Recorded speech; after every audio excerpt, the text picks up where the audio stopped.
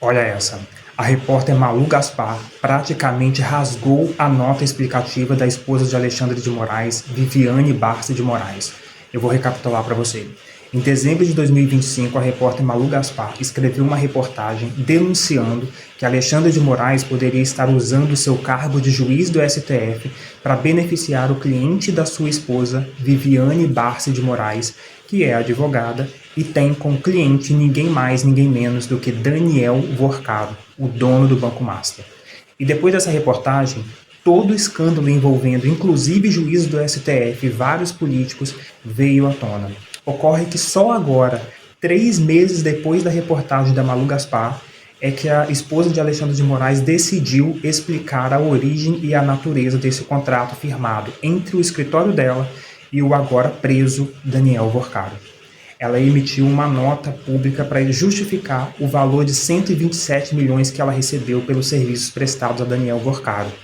Nesse vídeo, a Malu Gaspar pega essa nota da Viviane Barça e vai destrinchando parte a parte para mostrar que o valor de 127 milhões não cola com os serviços prestados pelo escritório dela.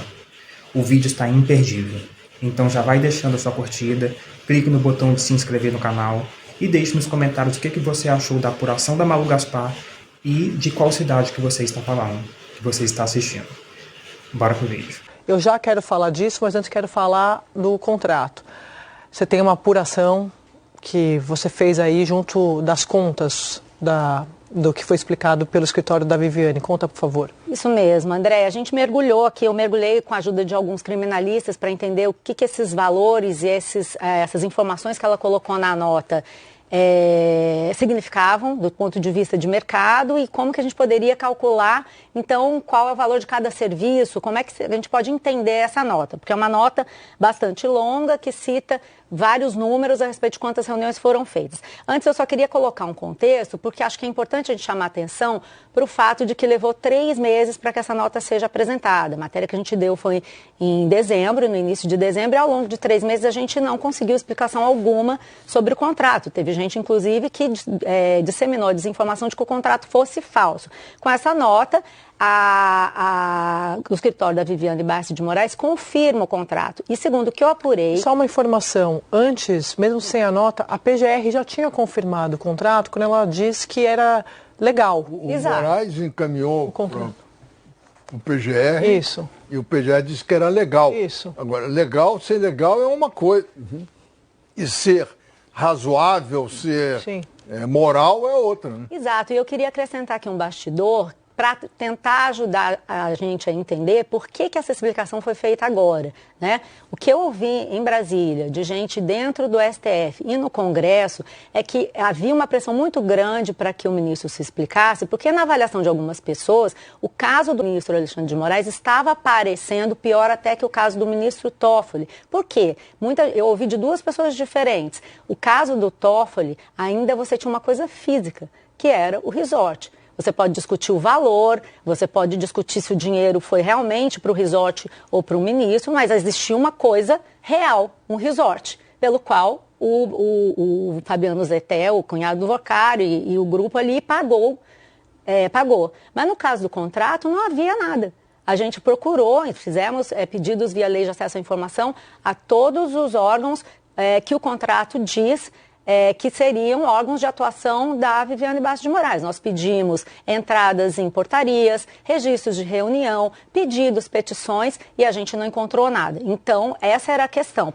A situação poderia ficar pior, porque um contrato sem objeto é mais complicado do que uma negociação que é promíscua, pode ser questionada, conflito de interesses, tudo, mas existe um resort. No caso do ministro Alexandre de Moraes, não existia prestação de serviço. Então, é por isso... eu acho que esse é o contexto que explica essa nota. E aí eu fui procurar olhar os valores, né? Os valores. Primeiro que você tem pareceres e reuniões todas com o Master. Nenhuma delas aconteceu fora do Master.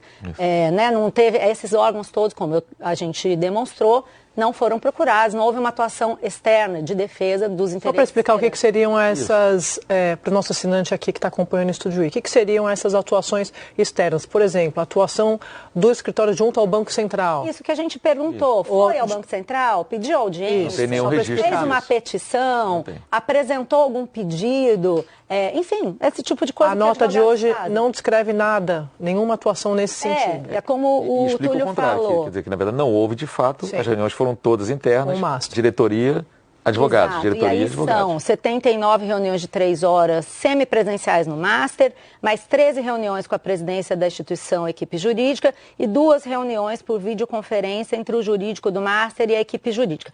Então, a gente fazendo as contas, né? Não vou poupar nosso assinante da matemática, mas 79 reuniões de 3 horas, 13 reuniões de 2 horas, mais 2 reuniões de 2 horas. Eu confirmei com 3 escritórios de advocacia de altíssimo nível que o patamar de hora homem para escritórios top do mercado é R$3.000. Então, fazendo a conta aqui, você tem 267 horas de reuniões, R$801 mil, mais 108 horas de pareceres, se você considerar que um parecer leva 3 horas para fazer. Se você considerar que leva 6 horas, poderiam ser 216 horas. Resumo, se a gente considerar que a hora homem, R$3.000, 267 horas de reunião, mais 108 horas para parecer, você tem R$1.200.000 pelo serviço. Se você considerar que um parecer leva 6 horas, aí você tem R$1.500.000 pelo serviço total descrito na nota da Viviane Barsi de Moraes. Isso, obviamente, é muito longe do valor efetivamente pago, não vou nem falar dos 130 milhões de reais, mas esse contrato, ele teve efetivo por 22 meses. Então, você tem 79 milhões de reais pagos por essas 267, 300 e... Você está calculando com aquele 15 profissionais mobilizados, é isso? Por hora homem. Daqueles 15 que são 15 advogados. Dessas reuniões. Não, isso é a hora homem. Tá, a hora homem. Quanto valeria então no mercado? Quanto valeria a hora homem dessas reuniões? E aí você chega a uma situação muito complicada, porque não soma, né? Vamos multiplicar, então, 1.500 por 15. Guedinho? Oi? 1.500 por 15, querido. Um dinheiro que eu nunca vou ter na vida. Daria, você poderia dizer que esses 1.500 por 15 dá 60 milhões. Então, né, 1.500 por 15, vamos lá. 22 milhões e meio. Ainda assim, você não chega a esse valor, né? Então, acho que isso é uma questão importante da gente só para continuar fazendo E se ela acrescentar aqueles 3 escritórios que na nota diz que foram 3 escritórios subcontratados? Não, mas são 15 advogados. Total. 22 milhões e meio. Agora, que olha só os serviços que ela diz que fez. Ela elaborou opiniões legais sobre revisão da política de captação para o regime próprio da Previdência Social, traduzindo, política para fundos de pensão estadual. Um alvo de investigação porque o dinheiro foi investido de forma completamente irresponsável. Revisão da política revisão do programa de compliance. Compliance é um programa de ética para obtenção do selo Proética, implicando em revisão da estrutura do Departamento de Compliance, revisão do Código de Ética e Conduta, elaboração das políticas de relacionamento com o poder público, política de licitações e contratos, política de contato com concorrentes, política de conflito de interesses de partes relacionadas, além de procedimentos na área de compliance para se adequar ao exigido pela Corregedoria Geral da União. Acho que todo mundo aqui reconhece que não deu certo. Os serviços foram prestados para uma pessoa que acabou presa justamente por esses problemas.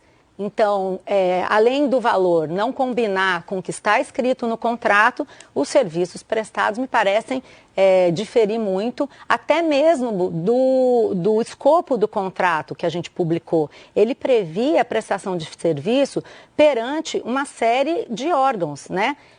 Eu tenho até aqui Ministério Público, CAD, Receita Federal, Procuradoria-Geral da Fazenda Nacional, e isso não está descrito nem aqui, a gente também não encontrou. Então, acho que essa é uma explicação insuficiente, que tenta resolver essa demanda política nos bastidores sobre, olha, precisa falar alguma coisa porque não dizer nada está ruim. Nós publicamos as mensagens na sexta-feira, na quinta-feira, mostrando as conversas que o Vorcaro teve com o ministro Alexandre de Moraes, periciadas, bom dizer, pela Polícia Federal, não pela CPI do INSS, é um arquivo retirado do celular do Daniel Vorcaro no momento da prisão, e por isso foi possível recuperar as mensagens de visualização única enviadas pelo Vorcaro, e o que esses arquivos mostram são 9 mensagens trocadas entre eles, em que o Vorcaro prestou contas ao ministro Alexandre de Moraes do avanço da sua negociação com o Fictor, que não tem nada a ver com o que está escrito aqui, então não sabemos nem para que essa discussão sobre a negociação com o grupo Fictor, para vender o Master, se vendia, se antecipava, não sabemos qual a razão, e também aqueles diálogos que a gente comentou aqui. Conseguiu bloquear alguma novidade? Bloquear o quê? Né? Tudo isso ainda está sem explicação. O ministro disse que são pastas da CPI. Não são, nós já esclarecemos. E acho que tudo isso compõe esse quadro. É um agravamento da crise no Supremo, uma tentativa de dar respostas, dada a pressão dos pares e do sistema político, mas não está funcionando. Merval. Eu acho muito difícil explicar que eles não conseguissem dar a resposta imediatamente, né?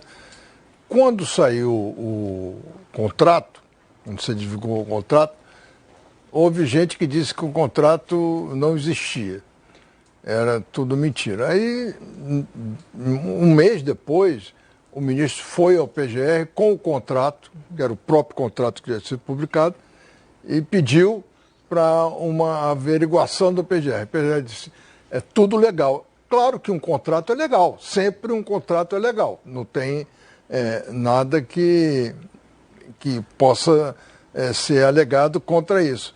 A questão não era essa, a questão era saber como é que o escritório da esposa de um ministro do Supremo assume um caso que certamente vai parar no Supremo. Esse é o problema, era o problema inicial.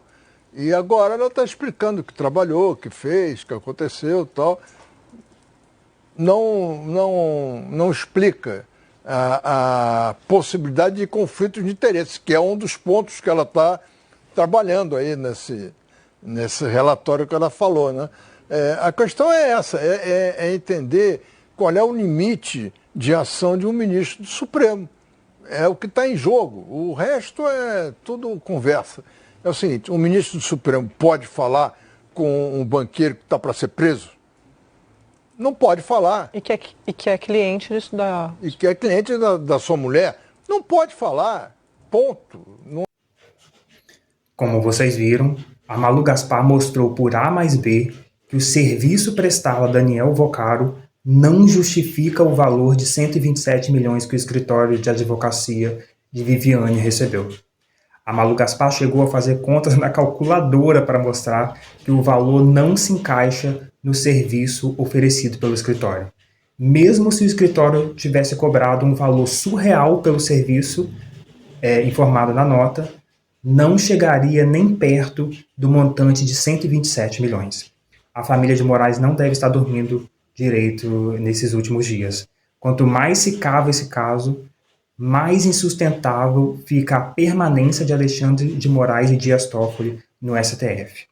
E você, o que você está achando dessa história? Deixa aqui nos comentários a sua indignação contra Alexandre de Moraes e o STF e fique ligado aqui no canal que eu vou trazer muito mais notícias como essa.